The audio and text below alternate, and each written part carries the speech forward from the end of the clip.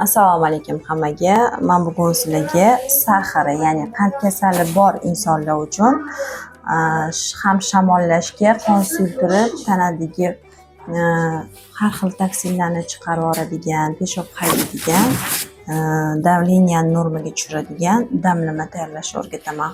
Bizga bu uchun kerak bo'ladi imbir, limon, 200 gram suv, qaynagan suv va kikoti.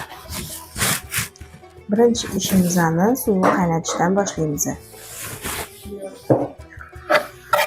50 gram imbir kerak bo'ladi.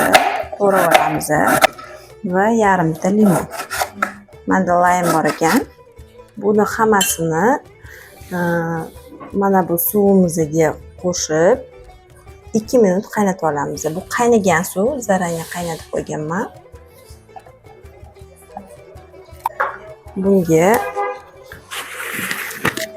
mana bunaqa kikoti giyohimizdan qo'shib olamiz.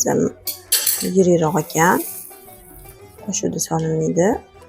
Mana bir chimdim yetadi. Sababi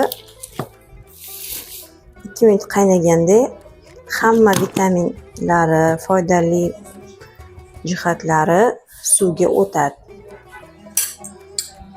Buni qaynatib olamiz. Oldingi rubrikamizda anaqa qilganmiz. Oldingi videoyimizda asal qo'shganmiz. Bunga asal qo'shmaymiz.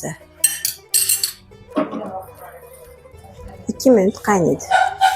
Mana giyohimiz 2 minut qaynadi. Endi buni suzib olamiz. Damlamamiz tayyor.